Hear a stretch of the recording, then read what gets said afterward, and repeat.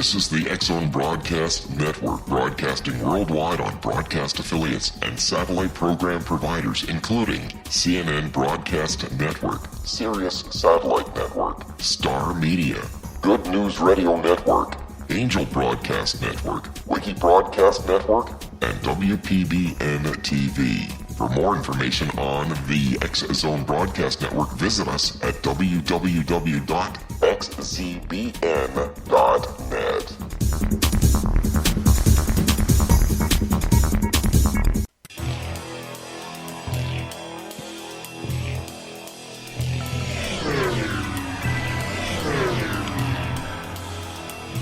This is A Different Perspective with Kevin Randle.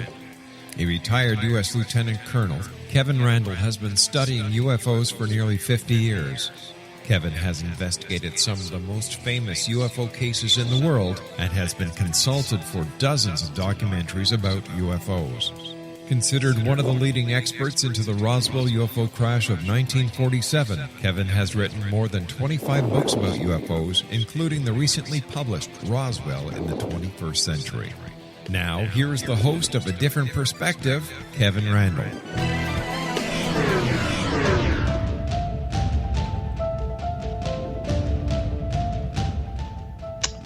I always wonder what I'm supposed to say when we come back from our week-long hiatus. I mean, I'm introduced as Kevin Randle. You know it's A Different Perspective, and I've noticed on a lot of the programs, even though they've got their name underneath them on the television or whatnot, it says they always introduce themselves. So I am truly Kevin Randle. I will be joined by Monte Shriver today. I'm going to take a bit of time here because we're talking about the Aztec UFO crash, and the latest book about that came out from Scott Ramsey. And I invited Scott Ramsey on the program to talk about his book, but he sent me a snarky response and said he didn't want to support my program because I had been more than a little critical of his first book, which was filled with some what I thought of misrepresentations and poor research, some faulty conclusions, and that sort of thing. But I wanted to give him an opportunity to explain what was new about his book. And I wanted to give him a chance to explain why he thought the things that he did. Now, as I said, we're talking about the Aztec UFO crash with Monte Shriver. And the important thing that you have to remember about the Aztec UFO crash is, unlike Roswell, there was nothing about it in the newspapers. There was no military documentation that could be found about it. There was no discussion about it until literally months, maybe a couple of years afterwards, and a book came out called Behind the Flying Saucers, and it talked about this crash in Roswell, in Aztec, New Mexico. The sources for this were two con men, Silas Newton and Leo G. Bauer. They had created a device that they claimed could find mineral deposits underground, oil deposits and that sort of thing, and they were out pushing this device to people in Colorado and New Mexico and Arizona.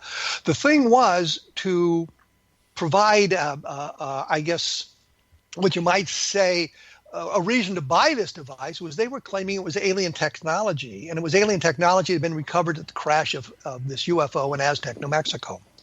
They were later convicted of fraud and that sort of thing, and I think they spent some time in jail. The interesting thing about Silas Newton is he was no dummy. I think he had attended Princeton. He was a very good amateur golfer and participated in a number of tournaments that he won. But it seemed that he was also a con man. If there were two ways to make money, a legitimate way and a con, he was going to go with the con every time. It was just his lifestyle and what he did. But the whole story of the Aztec comes back to these two con men. Now, you'll hear people who believe Aztec was real saying, well, they're not the only witnesses. They're not the only ones who were there. This is where Monte Shriver comes in. He grew up in Aztec, New Mexico. He went to the Aztec, New Mexico High School and graduated in 1952. He graduated from New Mexico State University in 1957 and was commissioned as a second lieutenant in the Air Force, called to active duty in April of 1958. He attended Air Intelligence Officer course at Shepard Air Force Base and then was stationed in Korea and assigned to various things in Korea during that time as a an intelligence officer, and this is an active duty intelligence officer, and he had a lot of things to do like that. So he's got a fine background as a military man, an education, and more importantly, he was in Aztec, New Mexico in March of 1948 when this thing supposedly crashed. Monte, say hello to us. Hello, Kevin, and everyone that's listening. Well, there you go. We're going to have to take our break here in just a few minutes, and we will do that. But you were there in March of 1948 when this alleged crash took place. Is that correct? That's correct.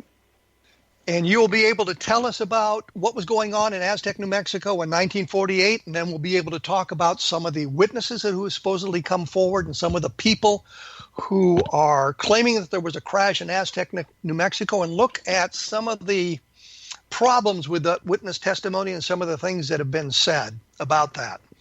When we're done here, of course, you can all take a look at my blog at www.kevinrandle.blogspot.com. I'll have a little bit more information there. We may have some links to other sites that you can take a look at information to get an idea of where we're coming from with all of this. And if you so desire, you can take a look at Roswell in the 21st century, which has a discussion of how the Roswell case evolved and compare it to the way the Aztec case evolved and see some of the problems with all of that. As I said when we began, we're going to have to take a quick break, and then we'll be back and we'll discuss this whole thing with Monte Shriver. We'll be right back.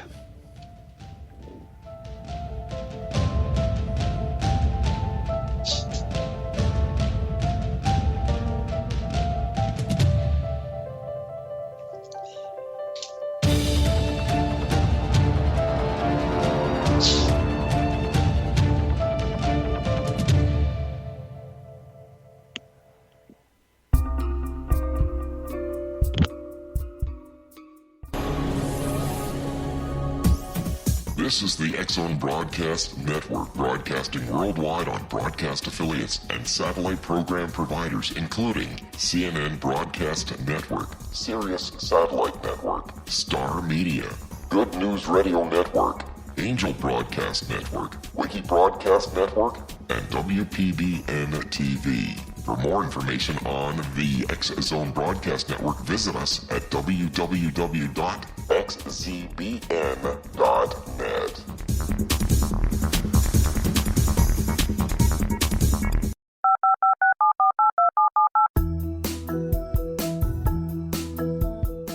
Did you know that when you're on the road with limited data or Wi-Fi, you can still listen to the X-Zone Radio Show with Rob McConnell, The Science of Magic with Gwilda Wiyaka, X-1, Dimension X, Space Patrol, and every minute of the X-Zone Broadcast Network by calling 213-401-0080, courtesy of Audio Now. No smartphone, app, or internet needed. It saves your data plan, and it's free if you have unlimited minutes. Call 213-401-0080 to listen on any phone, anytime, anywhere. Remember 213-401-0080 for the best of the paranormal, parapsychology, and sci-fi radio programming anywhere, 24/7, 365.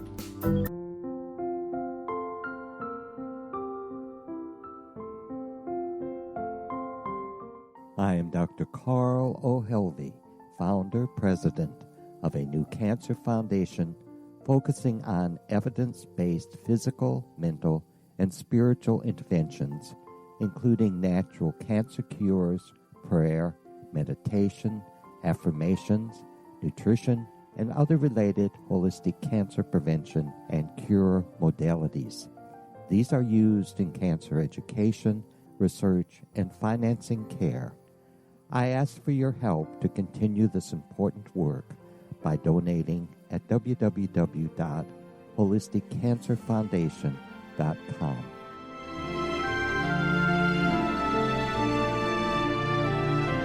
Hello, I'm Pete Marsh. With my daughter Justina, we will be presenting the new radio show, Too Good to Be True. If something seems too good to be true, it usually is. But with the help of Justina's amazing gifts, we're going to gain insight into questions that don't yet have complete answers. Have you wondered who built Stonehenge and for what reason? Why are crop circles found in the same region as Stonehenge and elsewhere?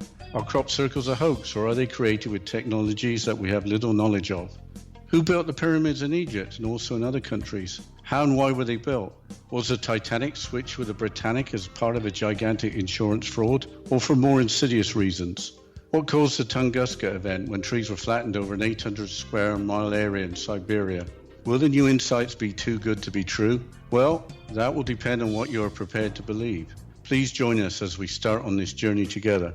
For more information on Too Good to Be True, visit www.xzbn.net. Little children aren't the only ones afraid of the dark. Millions of soldiers return from war zones with PTSD, anger, frustration, fear, and loneliness, much of which surfaces during the darkness of the night. You have the chance to change the lives of these American heroes. Songs and Stories for Soldiers.us provides free MP3 players for these men and women. With a list of 3 million songs in 16 different styles, 100,000 audiobooks, and 30,000 old-time radio programs, every veteran can find something to soothe and comfort them at no cost. All our players contain an 8-hour audio program designed to help veterans fall asleep. With 1,500 plus vets now participating, it's our goal to deliver 10,000 audio players this year. Go to our website at songsandstoriesforsoldiers.us. Help us help a veteran make it through the night.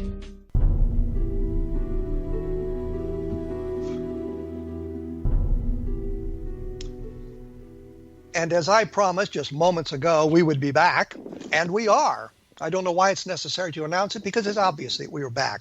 I know I dominated the first segment here. I thought there were some things that we needed to clarify and some things that need to be said. And Monty didn't get to say much other than, hi, he's Monte Shriver. And we'll bring him on now. Monty, I think the first thing to do is you were as we said, you were at the Aztec High School in March of 1948 when the crash took place. Did anybody talk about it at that time? Was there anything going on to suggest something unusual had happened in the area? No, in fact, I never heard a thing about any UFO crash at Hart Canyon until the early 2000s when I lived in Las Cruces, New Mexico, and went up to see my mother.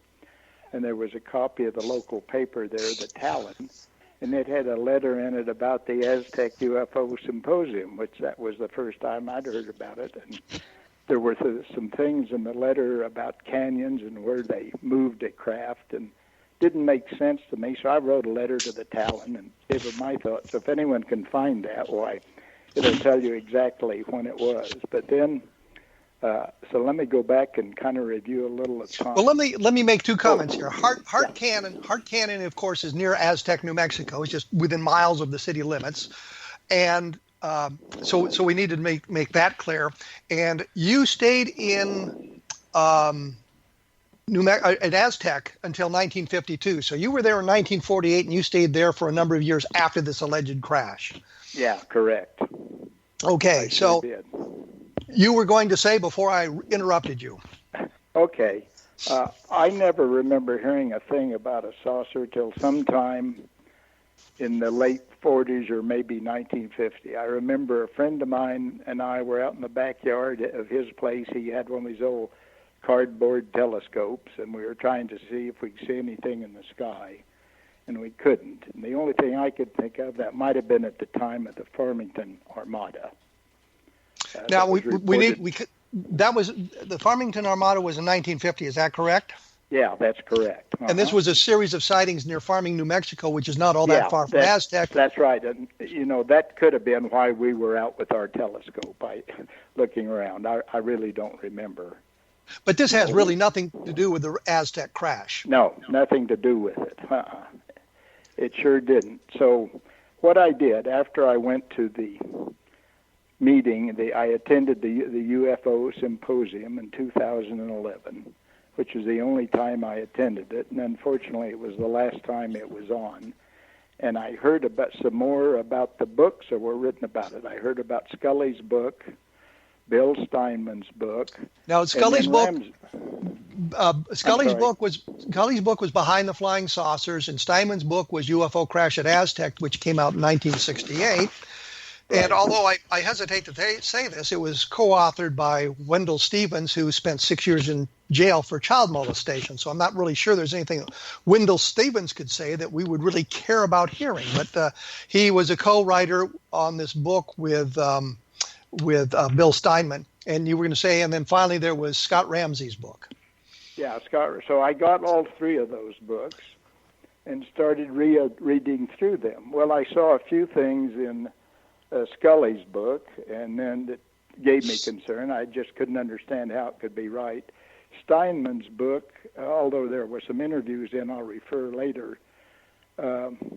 Basically, one thing he said that he talked to a rancher in Blanco, New Mexico, and his place was on the banks of the Animas River, and really it's on the banks of the San Juan River.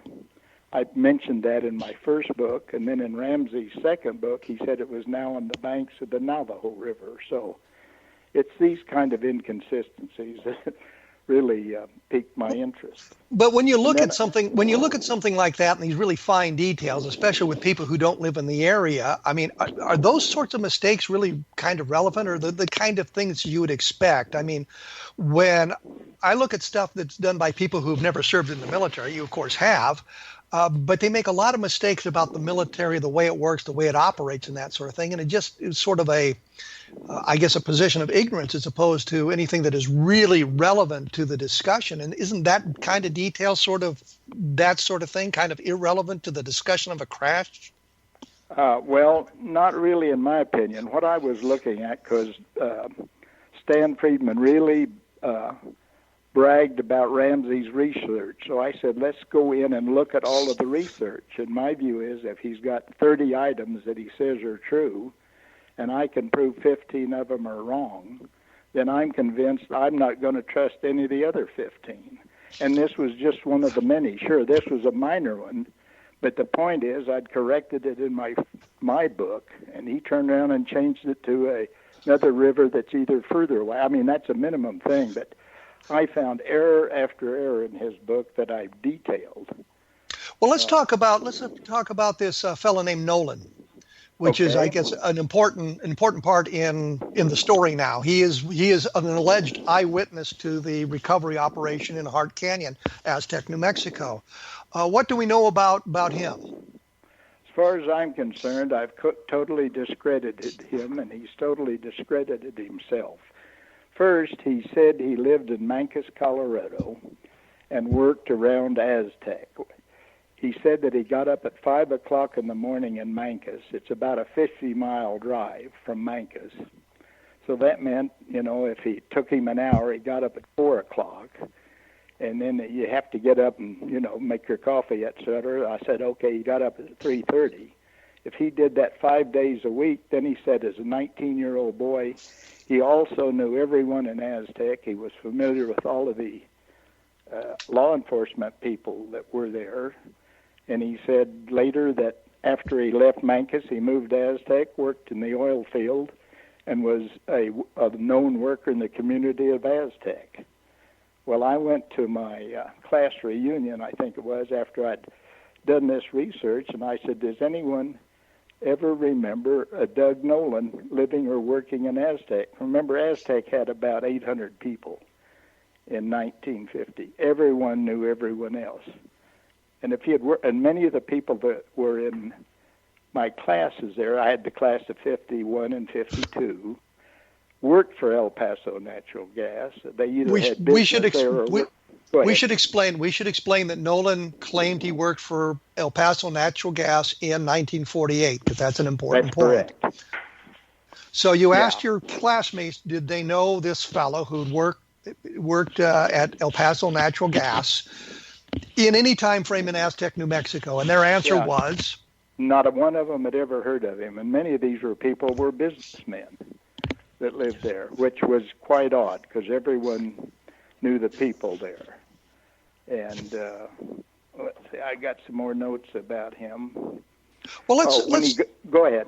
No, you were about to say something. Okay. Go ahead with that. Well, what he reported to, and this again, remember, was a telephone interview with Ramsey, I think, in 2003 or thereabouts, some 50 years after the fact. And he said he couldn't remember, although he knew everyone, he couldn't remember any of their names because he was recovering from a stroke. Yet he got to the so-called UFO or flying saucer. He explained it in minute detail, even about the diagrams on it. I thought, for a guy that supposedly had a stroke, how could he not remember anyone that he supposedly knew? And these were people who would have been at the flying saucer crash, because according to the story that he's telling, there were a whole bunch of people there around the crash saucer when he and his pal arrived. Right, and he said everyone from there's only one person there he didn't know. That was Manuel Sandoval, I think it was, from Cuba, and that's Cuba, New Mexico. Cuba, New Mexico. So I started adding all of these things up, and nothing made sense on what he. Especially, I said, "How do you do that? You know, drive 50 miles. You're a 19-year-old kid. How are you able to work?" Well, then, in listening to one of Scott Ramsey's interviews, one of his videos, I listened to it. He said, well, he and Ramsey showed up, or Doug Nolan said that he and his boss, Bill Ferguson, were driving around in a pickup going to work, and they got a call on their Motorola radio telling them to go check the saucer side out. There's supposed to have been a fire at the drip tanks in Hart Canyon. Well, in the book, according to Ramsey, he drove directly to Bill Ferguson's house, his boss, where he heard about it, and then they went to the crash site because it had been reported to them that there was a fire around their big drip tanks, and they had to go check that out. They discovered there was no fire in the drip tanks, and this was allegedly at the base in Hart Canyon, at the base of where the saucer had landed up on top of the mesa. Well, let's just take a moment with these drip tanks. Drip tanks are exactly what? And if there was a fire around them, would that be a potential disaster? It could be, because the drip tanks are where you would use for many things, but in this case, because I talked to a guy that hauled oil to them, you would bring in oil from all the wells around there. They would run it through separators and heat them to get the water out of the oil. The oil would be stored in tanks and then pumped down to what El Paso Natural Gas Company called their Blanco plant, which is by Bloomfield, New Mexico. The oil would go there for processing. Well, here's a key question. Question. When did El Paso Natural Gas get to Aztec, New Mexico? When did they build their facilities? Okay. Remember, Nolan said he worked for them in 1948. When I made my presentation on the second book to the San Juan County Historical Society last year in 2016, a guy said, "Wait a minute, that's wrong. He couldn't have worked there in 1948 because El Paso didn't show up here until 1950." And this guy was a local historian. And I said, "How do you know that?" He said he referred me to the book The Pipeliners, which was the history of El Paso Natural Gas. And they actually had a big contract to deliver 300 million cubic feet of gas a day to Pacific Gas and Electric, so it would ship it up to the San Francisco area. So El Paso had to do two things. They had to drill all the wells in the San Juan Basin, and at the same time lay a pipeline over to their big line, probably around Flagstaff, Arizona. And so the guy said he couldn't have worked for him then because they didn't show up here until 1950. Could there have been another company working in the area that he might have been confused simply because it had been so long ago? Well, remember Ramsey in the book. Now remember, Ramsey had three authors besides himself in the first book. So when I say Ramsey, I don't know who really wrote that specific thing in there. But the interesting thing was I showed a copy in his last book on page 18. He had a copy, and it says, "These are the oil drip tanks at the base of Hart Canyon Mesa in 1948. Well, since a friend of mine who worked for El Paso then said, oh, yeah, those were the El Paso natural drip tanks in Hart Canyon. And he said, I was hauling oil into them in 62. I said, well, if El Paso didn't start there until 1950, when were these drip tanks put in? He said, well, he said, I don't remember because I didn't work there then, but I just got word an old retiree from El Paso Natural Gas passed away. I'll go to the funeral. Monty, we're going to have to take a break. I'm coming up against a hard break here. I'm sorry, we'll interrupt you. We'll be back right after this, and we'll get the date those tanks were put in. Okay, no problem.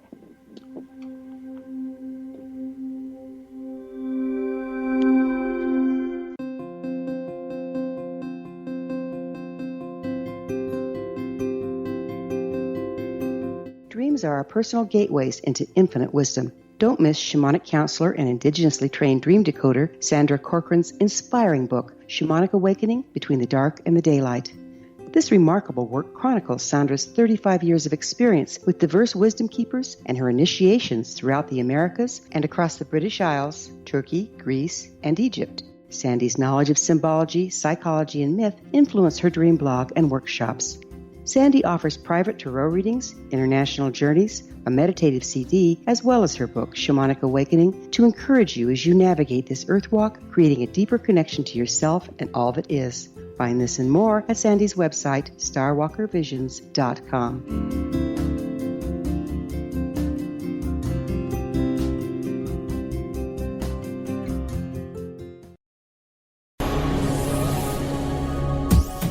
This is the X-Zone Broadcast Network, broadcasting worldwide on broadcast affiliates and satellite program providers, including CNN Broadcast Network, Sirius Satellite Network, Star Media, Good News Radio Network, Angel Broadcast Network, Wiki Broadcast Network, and WPBN TV. For more information on the X-Zone Broadcast Network, visit us at www.xzbn.net.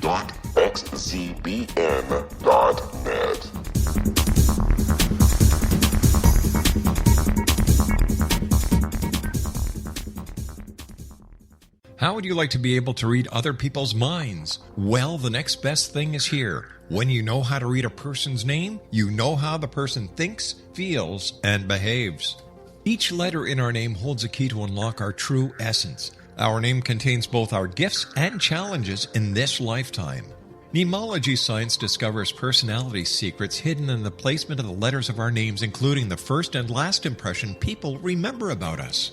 Sharon shows us how to interpret the arrangement of letters as outlined in her book, Know the Name, Know the Person. Sharon Lynn Wyeth created mnemology science after 18 years of research and testing her theories, and has supported thousands of people around the world in understanding themselves and others better. You'll enjoy Sharon's unique teachings as she shares her system to learn the gifts behind your given birth name. Even if you don't like your birth name, there are jewels in this book. If you're thinking of changing your name, ready to name your child, or wanting to get along better with others, this is the book for you. If you'd like to improve your relationships and change your life for the better, get the book today, Know the Name, Know the Person, or visit www.knowthename.com. That's www.knowthename.com.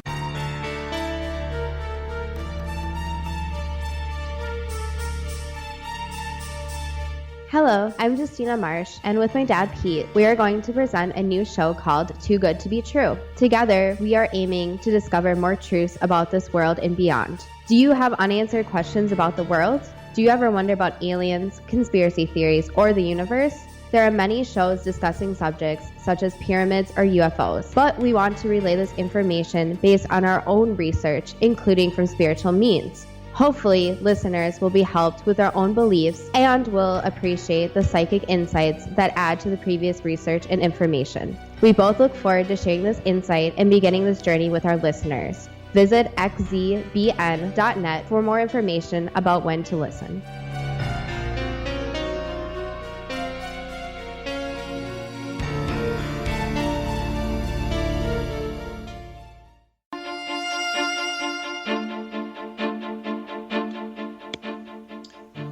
And we escaped just a few minutes ago.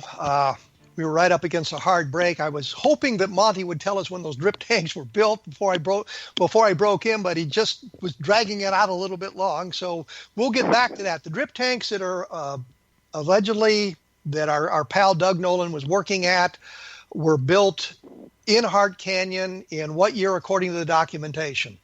The three retirees that had worked there at the time said to the best of their knowledge they agreed the drip tanks were put in between 1953 and 1955. So we have a major problem with Nolan's story then, because there couldn't have been a fire around. Yes, and we have a major problem with the latest book, and actually this picture was in the first book. I didn't pick up on it. That said these are the old drip tanks at the base of Hart Canyon Mesa, 1948. So they weren't there. So that really kind of causes trouble. But once again, I'm thinking that the people putting together the book and the people who don't live in the area might have been a little bit confused by that, and I'm not sure that's a major problem. What I'm worried about is this Doug Nolan guy now, who claims he was working there, and he was 19 years old in 1948. Is that correct? That's correct. That's what he said. And I'm thinking that if I'm 19 years old in 1948, I might be talking to the high school students because they're basically my age. They're not that much younger than me. So I would think that y'all would have been aware of him, at least in the area. Is there any documentation that was presented that suggested he worked at El Paso Natural Gas, or that he worked there in 1948, or he was in Aztec in any capacity at all? Well, number one, you said, did any high school, students know him? Remember, when he said he was 19, he was living in Mancos, Colorado. I understand. And driving 5 days a week to go to work there. And again, no one in Aztec ever remembered him. He couldn't have worked for El Paso Natural Gas in 1948 because it didn't show up in the area until 1950. And then these drip tanks that allegedly where they went to see if the fire was threatening them wasn't built to a period of 1953 to 1955. So I personally think his hot air is the best I can think of about his story. Is there anybody in Aztec who is claiming that they were involved in the recovery operation or saw the craft at all from 1948? I mean, is there anybody in Aztec who's... Okay, in the second book, they said I was in the vocal minority of Aztec residents who say they had never heard about it. To date, I have never heard of anyone from I call the old-timers, my age group who lived there at the time. Not a single one of them has ever said anything happened in Hart Canyon. And I've gone into detail about that in my book. Well, I remember Cor Lorenzen when this all exploded in an article about the Aztec UFO crash as a hoax. I guess it was Robert Spencer Carr in the mid-1950s. I'm sorry, 1970s, had said that he had talked to 5 people who had been involved in this Aztec retrieval. And Cor Lorenzen had talked to the sheriff, the guy who was the sheriff there in 1948, and he said that nothing had happened. And I think his son had been involved with the sheriff's department in some capacity as well, and said that nothing happened. So we have the law enforcement people who were there at the time, 1948, interviewed about 30 years later, saying that they remembered nothing about this. Any law enforcement has come forward and said, yes, I was involved in this Hart Canyon thing? Well, in the new book, Ramsey claims a guy by the name of Wright McEwen was a deputy sheriff and was at the site. Well, there was a Wright McEwen, and he worked for both Roy Sullivan, who was a sheriff at the time. Bruce Sullivan was the son that said his dad never said anything about it. And he worked for, I forget who was a sheriff before Sullivan. But it's funny because in the new book, Ramsey maintained that McEwen ended up at another person's house and asked for directions to Hart Canyon because he wanted to take he was going out. He'd heard about a Christ there. I talked to his cousin about that, and his cousin, as a matter of fact, was my classmate, and she said, basically, that's the stupidest thing I've ever heard. He says, Wright McEwen grew up 3 miles from the entrance to Hart Canyon, and everyone in the county knows where Hart Canyon is. Now, why he was 7 miles away asking someone, how do you find Hart Canyon, to me just adds to the lack of credibility in this book in general. Well, there was a guy named Harold Dunning, I think it was, who surfaced in Steinman's book, and Steinman said he wouldn't talk to him, and said that he'd been threatened by the government or something. You know Harold Dunning? I knew him. He was a great friend of my dad's. They were coffee drinking buddies. Everyone called him Hi Dunning. And in the book, I think Steinman is the first one that said that the Dunning family was roughly quarantined on their ranch when the so-called soldiers or the investigators showed up. They were quarantined on their ranch. Their land was taken from them, and their telephones were monitored to make sure no one was tapping or was just listen to conversations. Well, it happens I grew up with Jack Dunning, who was the son of Hi Dunning. Jack was a few years older than me, and everyone in the county in Aztec knew Jack Dunning. And I said, Jack, what about this story that I heard? He says, well, number one, he says, we were not quarantined on the house. They never they never took our land away from us, and our telephone couldn't have been tapped because we didn't have one. I'm the only person of all the investigators that ever talked to Jack Dunning, who was the son of Hi Dunning. And when Steinman tried to interview him, he said nothing happened up Hart Canyon. So, these are the things I know from people I know that I grew up with, and ask them about what happened. Well, I think what's interesting is that in Steinman's book, he gives the impression that Dunning was more than hostile when he came to talk to him, and suggested that it was all a result of the CIA pressuring the guy to stop talking about it. You had to know Hi Dunning. He's what I call an old-time cowboy, and I don't think anybody would pressure Hi Dunning. And remember, Steinman assumed, I think he said, well, Hi Dunning looked nervous and bothered. Yes. And I think he also interviewed Wright McEwen. He used initials, and I figured out who the initials are. This is in Steinman's book.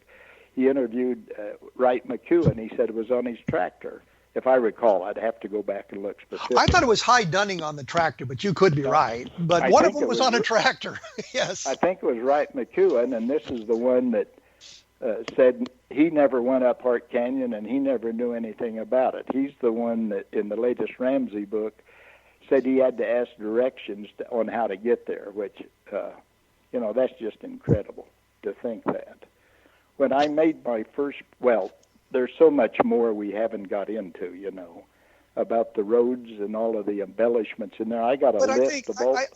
Yes, and I was going to say, but this gets us out into the weeds, and a lot of people, are not familiar with Aztec, New Mexico, or that area of New Mexico. It really doesn't make a lot of difference to them. It doesn't make a lot of sense to them because they can't envision that.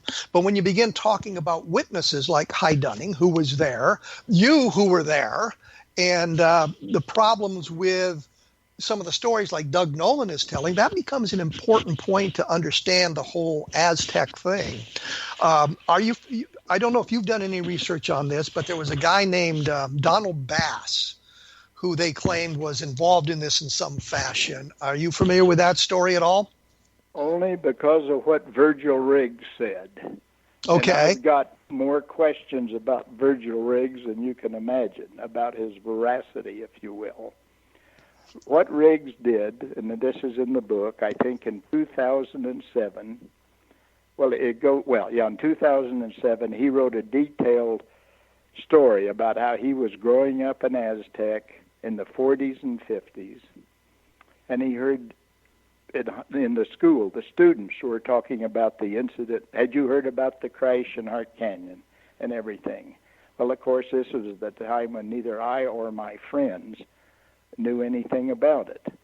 Well, in the first book Ramsey put out, he said in 2003, Riggs contacted Stan Friedman and said, I just heard your show. I lived in Aztec at the time. I, basically repeated the same story. Then he talked to Ramsey, and Ramsey said he had several conversations with him. There's nothing in the book about his conversation with Ramsey. It was this 2007 memo that Frank Warren published, that in the Ramsey book, they republished that letter. And just, I looked at the dates, and, I'm a researcher for a whole number of reasons. And I looked at the numbers, and he said in 2007, he says, I am now 63 years old. So I subtracted that, and that goes you back to 1944. Well, that means in 1948, when he started saying they heard about things in school, he was 4 years old. So he would have been 6 years old in 1950. So I don't know how he remembers everything about that time frame. Well, then he said Ramsey reported he was in the military for 28 years. And I figured up that meant he got out of the military in 1980. Well, then he said he had an associate's degree from New Mexico State, which happens to be where I graduated. He had an associate's degree in engineering technology, and then he said he went to Columbia University and got a degree there. So, at best, that put him to 1996. Well, then he calls them in 2003 and tells them that he remembers all of this, and then when then he said that he had retired from some other company. So I thought, it's hard to believe a guy at age 46 would go back to school in 1980 and go 2 years, get engineering technology associate's degree, then go to Columbia for 4 years, and then have time to retire from another company. I mean, none of this fits, especially when he was only 4 years old in 1948. But wasn't Virgil Riggs the person that introduced us to Donald Bass? Yes, he's the one that talked about knowing Donald Bass in the Air Force. And okay, we're gonna have to take a break here. We'll come back and we'll talk about Donald Bass in our last segment here, and learn a little bit about that and some of the problems I've had with Donald Bass. When I was going to say, we will have more about this, is where I'm trying to go with this, and not doing a very articulate job of it, at www.kevinrandle.blogspot.com. We'll have a lot of information, at least links to information there, so that you can learn a little bit more about some of these things that might be a little bit esoteric.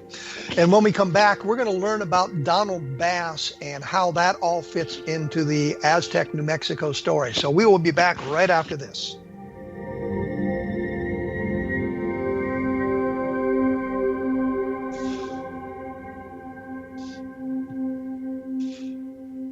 Hi everyone, Rob McConnell here, and I wanted to spend a moment on internet streaming. Everybody has heard about internet streaming, but not many know much about it. Did you know the internet streams just about everything? Movies. From new releases to old classics. TV shows. Almost every show, every episode, and much more. But the question has always been, how do you do it? Well now, thanks to the folks at 123 Ready TV, I have the answer for you. They have developed a simple program app, 123 Ready TV, that you install on your Windows PC, Android smartphone, or Android tablet that can have you streaming like a pro in less than 5 minutes. You truly won't believe how much is available or how easy it is to do until you try. And for a one-time cost of only $19.99, this product is a real winner. To learn more about 123 Ready TV, visit our website at www.xzbn.net.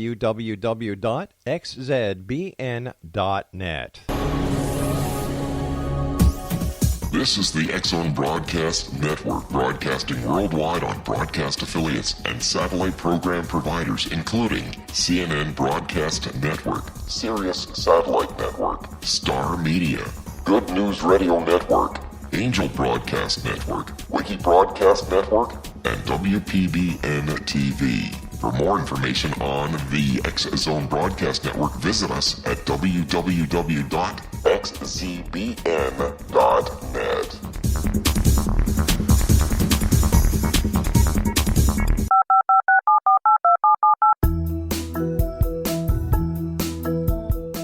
Did you know that when you're on the road with limited data or Wi-Fi, you can still listen to the X-Zone Radio Show with Rob McConnell, The Science of Magic with Gwilda Wiyaka, X-1, Dimension X, Space Patrol, and every minute of the X-Zone Broadcast Network by calling 213-401-0080, courtesy of Audio Now. No smartphone, app, or internet needed. It saves your data plan, and it's free if you have unlimited minutes. Call 213-401-0080 to listen on any phone, anytime, anywhere.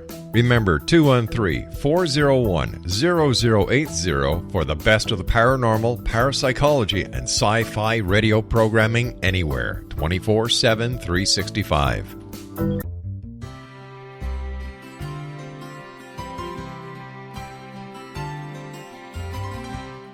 True healing must address 4 levels: physical, emotional, mental, and spiritual, for us to live joyful and productive lives. We tend to treat 3 of the 4, leaving the spiritual languishing. If you're tired of the same dysfunctional patterns cropping up in your life, Soul Balancing is for you. Trixie Phelps, owner and founder of Soul Balancing, is a naturally gifted energy healer trained in numerous esoteric forms, including shamanism. Trixie has created a powerful modality that safely and effectively clears your energetic field. A Soul Balancing session can remove interference, heal trauma, and restore your hope. Contact Trixie for a life-changing long-distance session today, www.soulbalancing.world.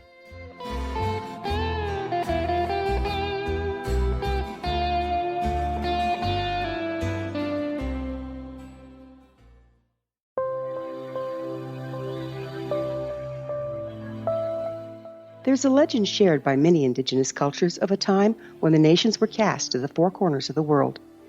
Each nation was given a body of sacred knowledge that held a different portion of the truth to preserve. True reality could not be known until all the nations reunited, combining the information.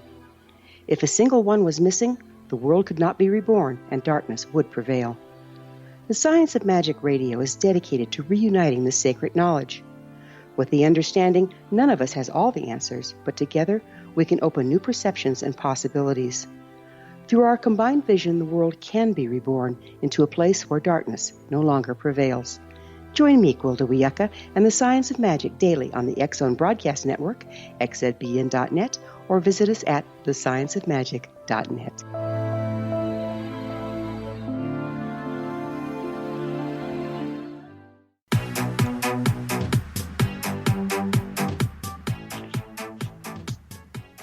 I am here with Monte Shriver, and we're talking about the Aztec, New Mexico UFO crash, or I probably should say the alleged crash, because I don't think there's much evidence that anything really took place there, but there's been a lot written about it. What I was getting at when we drifted off into Virgil Riggs and how some of what he said didn't make a lot of sense was this tale of Donald Bass. And according to the information that had been published, Donald Bass had been involved in this thing in some fashion, and he had eventually ended up in Vietnam and was killed in a rather bizarre way in some kind of traffic accident in Vietnam. And I pointed out that there's no Donald Bass name on the wall in Washington, D.C., a place I've actually visited, by the way. And I could find no record of Donald Bass having been killed in the military service. The response was, well, they say on these websites that list all the casualties from Vietnam that they may have missed somebody here and there. I just think it's odd when we get to things like this or people like this and we say, well, we can't find this record. It's always, well, they're the ones that just happen to be missed. We can't verify it. In the Roswell case, and I don't mean to go off on tangents here, but when people would give us a name, we could go to the yearbook and look to see if they were actually in Roswell. And many of them were. so that all panned out. But in this case with Donald Bass, I am told that they have some information about it. I have offered repeatedly to check his military records, which is simple to do, and even told them how to do it. But as far as I know, that's not been done yet. Anyhow, Donald Bass, we were talking about him before we went away, and I throw it back to you, Monty, to expand on this. Well, actually, I really never did any investigation on Donald Bass. The point I was really trying to make, I only researched those items that I could get into on personal knowledge. So things like Silas Newton or Kahn or anything else, I never got into any of that work. I strictly wanted to look at what these folks said about Aztec, and did it appear right or did it not appear right? Well, let me reinforce this a minute. You actually live in New Mexico. You went to the Aztec High School. You graduated from the Aztec High School. You went to college in New Mexico. So you're right there in the area, and you interacted with these people in 1948 on a daily basis. So, I mean, you were there, and you can tell us exactly what's going on. So Virgil Riggs, of course, claimed that he had been, I think, with the OSS. Is that the guy that claimed he was with the OSS? No, I think that wasn't that a guy by the name of Reed? You could be right. Right. I don't remember. There was someone who went out to clean up the site and claimed he'd been at the OSS. Yes. And I just looked at it and said, well, wait a minute. The OSS was disbanded a few years before he was there. But it became the Central Intelligence Group, and then it became the Central Intelligence Agency. So there was sort of a historical thread that runs back to the OSS. But of course, the OSS wasn't involved at all. So Virgil Riggs. I should mention, the title of my book was "It's About Time Someone from Aztec, New Mexico, wrote about the Aztec UFO that is alleged to have crashed in Hart Canyon on March 25th, 1948. So I'm the first one from Aztec, to my knowledge, ever written about it. And I think that gives you a great deal of credibility simply because you were there. And when you went into this investigation, did you have an agenda? Were you trying to disprove there was a crash, or were you just looking for information?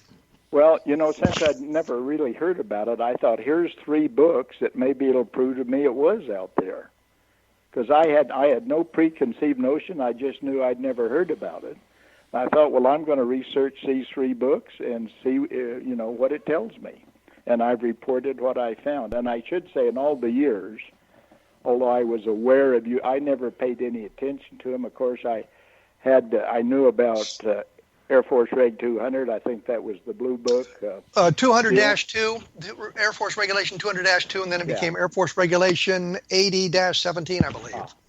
All I remember about it was I looked at it once, and I think it said if you held a coin, I don't remember what size the coin was, at arm's length and compared it to the size of what you saw, you should, say, okay, it was 3 times bigger than a quarter or whatever. That's all, but I'd never, even though I was top secret clearance in Korea, I never would have had a need to know about them anyway, so I wouldn't have heard anything. And that's the thing I think people don't understand. I had a top secret clearance too, both when I was in the Air Force and later when I was in the Army. And the only thing I ever saw in the Air Force, and I think I've mentioned this on the air before, was the Weekly Intelligence Brief, the WIB, had an unclassified paragraph about a flight crew going into Japan, I believe it was, that saw a UFO. I never saw any other documentation, classified or otherwise, that dealt with UFOs while I was serving in the military. And I kind of looked around for that sort of thing because I had that interest, but I never really saw anything, which proves nothing one way or another. Well, so I had all the target folders for the Far East, and I often wondered about how do we get all these neat photos of MiG sitting somewhere in Russia, and then of course the U-2 got shot down, and I think my question was answered.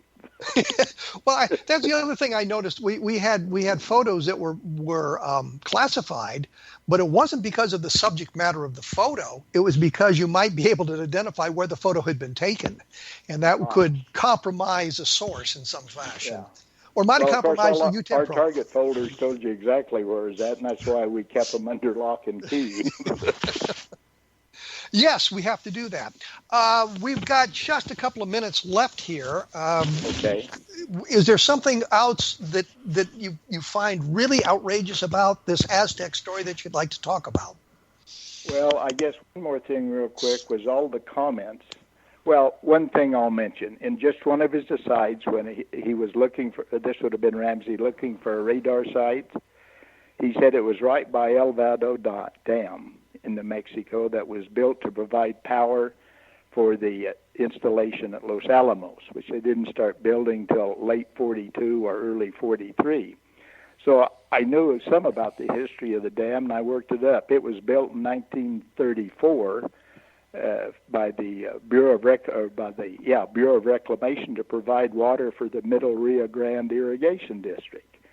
And Ramsey maintained, well, it had an 8 megawatt, I guess it was, generator provide power to Los Alamos. Well, I talked to the Los Alamos Utility Company. I mean, I've talked to everybody about this, and they said, well, shucks, we didn't put that in until like 1980.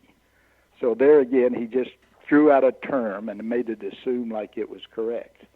And one quick thing I want to mention, I call it I call it embellishments. I think this is important. Steinman interviewed, go ahead, you got time? Or go ahead, quickly. Valentin Archuleta. And in 1982, and all Archuleta said was one morning somewhere between 1948 and 1950. That's all he said. Well, when the Ramseys interviewed him, he said they came up on a crisp March morning. He went out and did these things. Later, he said, I ran into the house and called the military in Albuquerque. They turned that into a full paragraph who said he took 2 or 3 attempts to get through to Kirtland, and on the third call, someone answered, and he talked to him and explained what was going on, and they said they would call him back. He never said anything of that in the interview as recorded by Steinman. So 30 years later, they come along and say, well, this is what he said to Steinman. Well, I think to be fair to Scott Ramsey, I think that especially if you're not a professional writer, that sometimes you make a leap of logic that isn't necessarily developed from the information that you have. You just assume something like this would have happened or something like that did happen and put it down. I know when he was talking about the Manuel Sandoval from Cuba, New Mexico. Cuba, yeah. Cuba, New Mexico, that it read in the first book as if Sandoval had been talking to them and feeding the information, and you find out that it came from a third cousin or something. They didn't talk to Sandoval. Hernandez. Well, and another thing about Sandoval, he said Sandoval patrolled the line for Southern Union Gas in 1948. Well, I also found a document, it wasn't until 1949 that in essence the Atomic Energy Commission wrote a contract with Southern Union to provide gas to them sometime in late 1949. So he had him patrolling a gas line a year before it existed. Well, and as I say, I think part of the problem is when we get to the original sources, when we get to the original people, or we look at the sources, we find out it's not quite as good as we would have had hoped, and that sort of goes along. Go ahead. One quick item. Remember, I was assured by Frank Warren and by the co-author of the book here, he would do a rebuttal to my first book. As you remember, you had to promise you would publish it by, Frank Warren was afraid you wouldn't publish it, if you remember that. I think Frank knows I would have published it. Well, in the second book, I said, he's finally written the rebuttal. It wasn't. It kept most of the original errors in. One, which is significant, I wish we had time to talk about it, but it's all in my books, and I should say for sale by the San Juan County Historical Society in Aztec. Okay, let's thank you for being here with us and enlightening us to the points in Aztec, New Mexico. And for those of you who are interested, take a look at www.kevinrandle.blogspot.com. We will have more information about this and links to some of that information. Next week, we're going to be joined by Nick Redfern. We're going to be talking about Roswell because Nick has done some more work on his theory that what fell at Roswell was a government experiment that ended in the deaths of some of these people, and that was reason for the cover-up. And we'll be talking about Roswell in the 21st century and what I have uncovered in the last few months about that as well. So you might want to take a look at that book. We will be back with you in 167 hours, and as I say, we'll be here with Nick Redfern. So look for us at that time.